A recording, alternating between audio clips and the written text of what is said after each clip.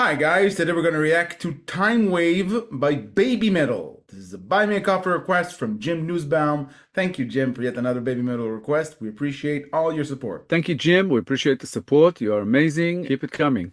Thanks a lot.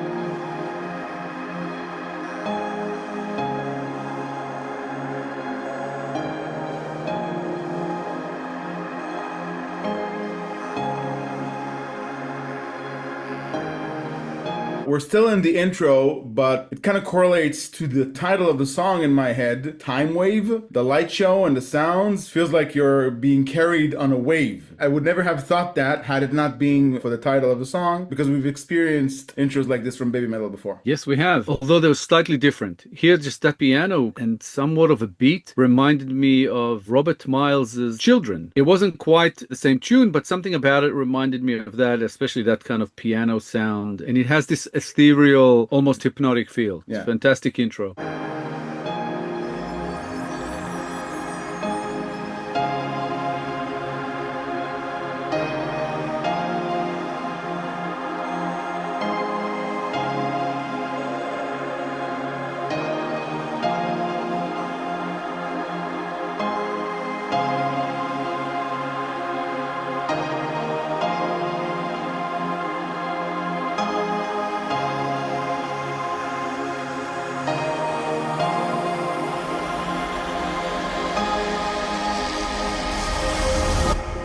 We paused right in the end of the intro. I think we're about to see the girls. The more it went, the more it solidified the notion in my head that it correlates with the title. The light show gave it like a wavy texture somewhat, and we paused because we had to, but I can't wait to see the girls. That's where I'm at right now. There's been like a drop here, and it feels like it's going to just go off from here, but I'm not sure if it's going to go that way or not. It sort of solidified that thing for me about Children, that instrumental from Robert Miles, because as the song was going, whenever it hit that note, my head started going to that instrumental. It's fantastic, still ethereal, still great. I'm looking forward to hearing the rest of it.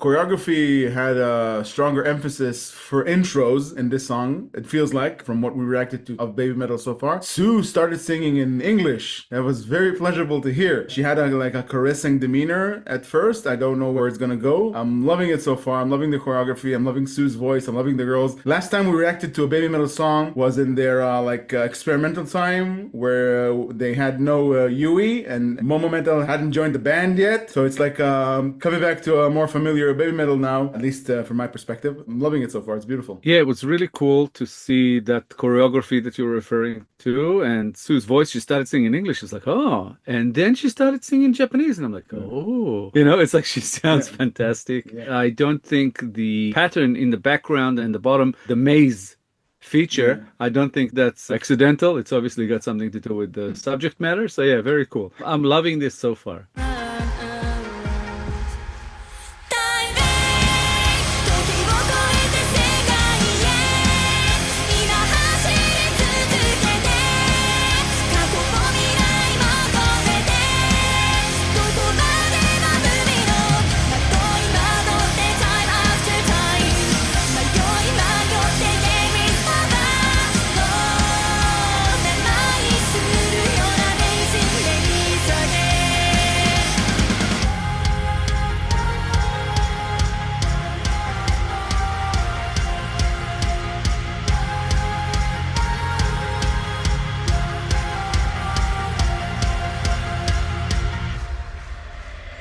The more we go into it, the more I think there's a possibly a stronger emphasis on choreography here. They're like hyper focused. The choreography is more connected to the severity of the subject matter here. I think the subject matter deals with the tumultuous motion of life. Because a wave has ups and downs, as life has ups and downs. So that's the depiction of the wave. Because we all rush through time and we experience those pitfalls or low points and high points in different times in our lives. Yeah, and I love that explosion where the chorus started. It was really cool that it finally got to sort of that energy peak in the song that we were kind of waiting for. It's another one of those really kind of catchy, almost epic sounding baby metal songs. I'm really enjoying that. As far as the subject matter, I think there's a special sort of emphasis on the cyclical nature, that it goes sort of round and round. It was also referring to a Mobius strip, which is like a loop. I think it says, you know, everything that you said, those ups and downs, but the ups and downs will repeat. You will have more ups and you will have more downs. You don't get to have just one. There'll be others. So they're coming. Brace yourself, but at the same time, get used to the rhythm. And it's something that we've talked about before, to get kind of in with the rhythm of life. If you follow the wave, if you kind of ride it, then you'll have an easier time with, as you've termed it, the tumultuous nature of time and life. I had a bad dream all night long, it's over. It's like a Mobius strip, why does life have ups and downs? No got it, let it, I face the past. Oh, you got get it, I future dream. It's like a Mobius strip, why does life have ups and downs? Feel it. Time back, 時を超えた世界で夢探し求めて過去も未来も超えてどこまでも萩の回り回って come to the end 巡り巡って it's time to start もうめくるめくような merry-go-round.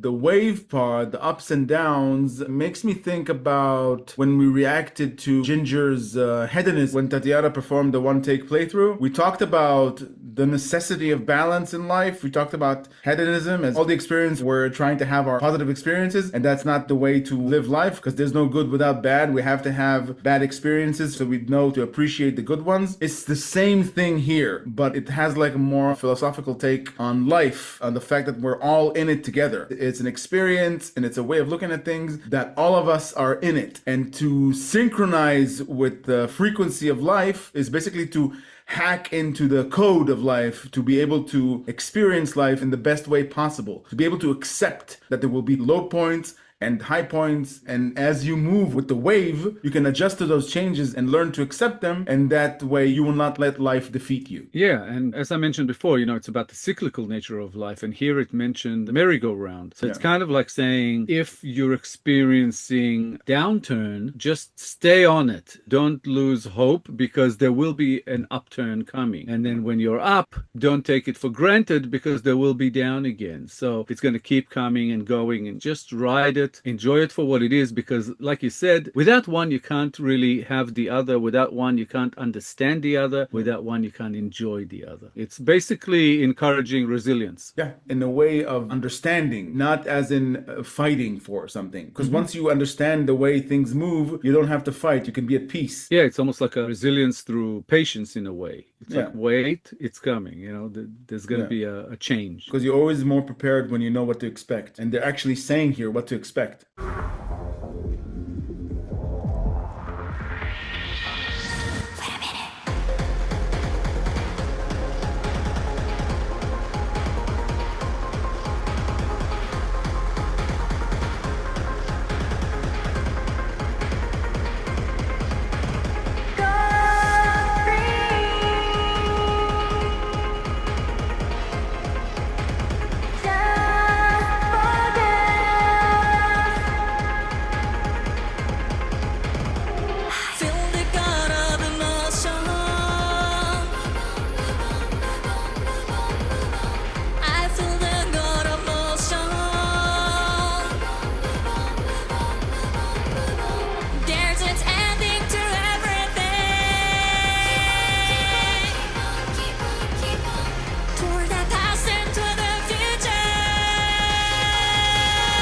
paraphrasing here, something about the I feel the God of motion line hints to me at some sort of lesson that is being conveyed through the song. In my mind, it's like saying, respect what you don't control. I feel the God of motion means that what's being assigned to us is not in our control. This will happen anyway. The only thing we can do is synchronize with the rhythm. So it's understanding our place in existence. Also, the choreography here feels more aggressive. Feels like they're trying to say something specific that I can't understand through their moves. It's like it's not just to complement the performance. It feels like there's a message in their motion. Something about this type of choreography feels different than what I've experienced so far from BABYMETAL. Yeah, I think we've mentioned in the past that they're almost like some sort of a code in their choreography. So it is kind of a language. They do have their BABYMETAL lore that we are not too familiar with, where, you know, goes from album to album. There's different themes because we hear and see a song from here, from there, you know, we go back and forth. We've never listened to a full album. We're not familiar with that kind of stuff just yet. But yeah, I think you're right. I think there's definitely something to that. There was a section here where everything kind of slowed down and they said, wait a minute, Godfrey,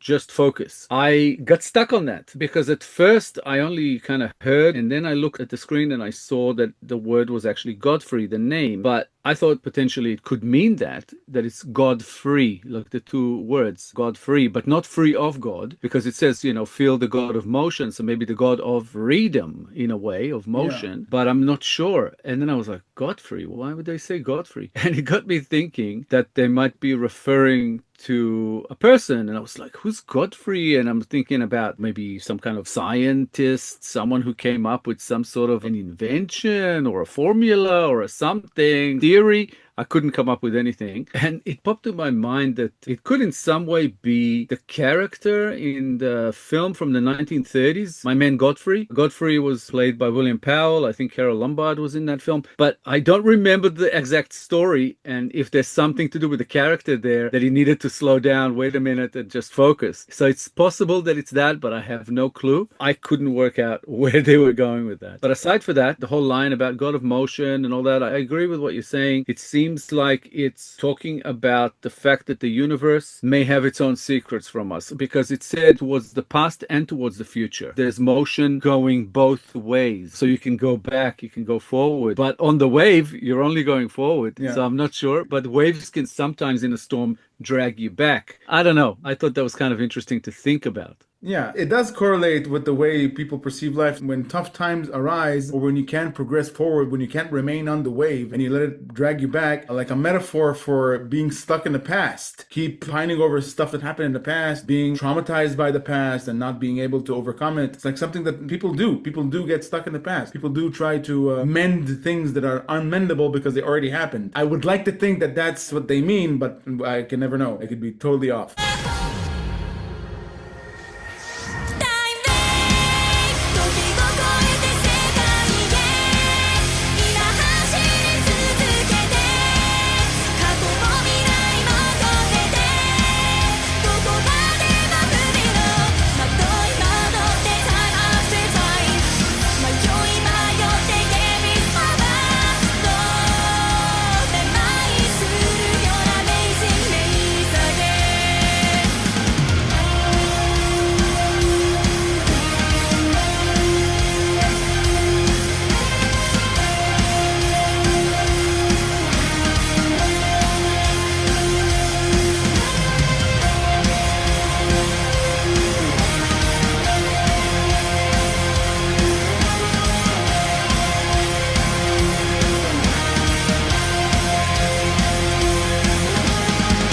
The maze you mentioned, like the riddle that is life, how to navigate through a maze to make it to the other end. I think it's a metaphor for life, because nobody asks you if you want to be born. It's all things you need to decipher as you mature. So that's what the maze is about. And that square-shaped pattern, like we're flying through, in the background behind them, it reminded me of the Interstellar multiple dimensions scene, Christopher Nolan's Interstellar. I don't know if it has anything to do with it, but that's where it took me, because it also deals with time dilation and the scientific aspect of the way we perceive time. Yeah, and the lyrics refer to confusion and being lost in the maze, lost in life, feeling dizzy, and then saying amazing maze again. So it's like almost saying enjoy not knowing, enjoy not understanding.